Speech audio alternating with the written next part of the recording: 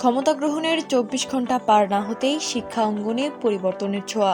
২০২৬ সালের জন্য সরকারি ও বেসরকারি মাধ্যমিক এবং নিম্ন মাধ্যমিক বিদ্যালয়গুলোর ছুটির তালিকা চূড়ান্ত করে প্রজ্ঞাপন জারি করেছে শিক্ষা মন্ত্রণালয়। সংশোধিত এই প্রজ্ঞাপন অনুযায়ী আগামী বছর হিন্দু সম্প্রদায়ের শিক্ষার্থীরা তাদের ধর্মীয় উৎসবগুলোতে পাচ্ছে বর্ধিত ছুটি। প্রজ্ঞাপনের সবচেয়ে উল্লেখযোগ্য দিক হল শারদীয় দুর্গাপূজার ছুটি।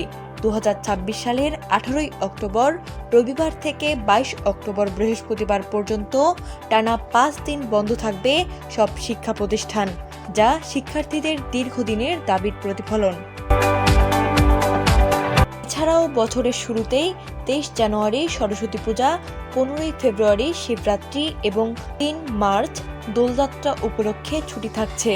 জাতীয় দিবস ও অন্যান্য উৎসবের সাথে সমন্বয় রেখে তৈরি করা হয়েছে এই তালিকা। ১৩ ও ১৪ এপ্রিল নববর্ষ ও চৈত্র সংক্রান্তি, ১ মে বুদ্ধ পূর্ণিমা এবং ৪ সেপ্টেম্বর জন্মাষ্টমীর ছুটিও নিশ্চিত করা হয়েছে। এছাড়া ১০ অক্টোবর মহালয়া, ২৫ অক্টোবর লক্ষ্মী পূজা এবং ৮ নভেম্বর শ্যামা পূজায় থাকছে একদিন করে ছুটি।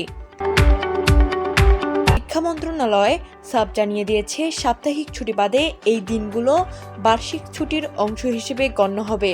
পরীক্ষার রুটিন তৈরির ক্ষেত্রেও এই তালিকা কঠোরভাবে মানার নির্দেশ দেওয়া হয়েছে।